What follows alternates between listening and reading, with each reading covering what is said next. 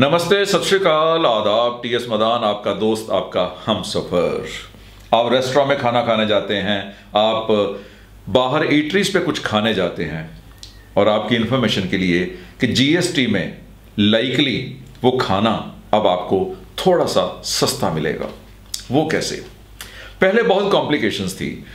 जब आप किसी रेस्टोरेंट में टेबल पे बैठे और जो वेटर है वो आपके पास आया, उसने आपको प्रोडक्ट्स दी, डिश, रोटी, सब्जी, लस्सी, डोसा, कुछ दिया, तो वैट का डिपार्टमेंट इसे गुड्स की सेल मानता था कि आपने कुछ बेचा है, इसलिए इसके ऊपर वैट लगा दो।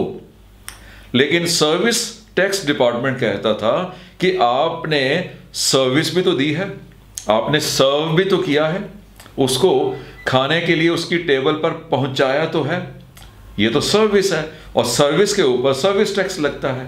तो आपने देखा होगा कि जितने भी रेस्टोरेंट बिल थे, उन बिल्स में आपको दोनों टैक्स लगे होते थे, वैट भी लगा होता था और सर्विस टैक्स भी लगा होता था।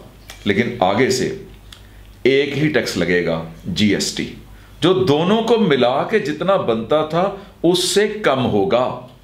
और वो जो खर्चा आपका बच गया उसको खाने के लिए इस्तेमाल नहीं कीजिएगा, उसको सेव कर लीजिएगा या फिर किताबों पे खर्च लीजिएगा, कपड़ों पे खर्च लीजिएगा, घर में कुछ बना लीजिएगा, दान कर दीजिएगा।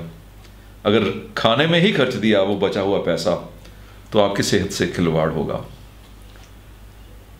जीएसटी समझाता समझाता हेल्थ का टिप भी दे गया हूं। All the best, keep learning, keep growing.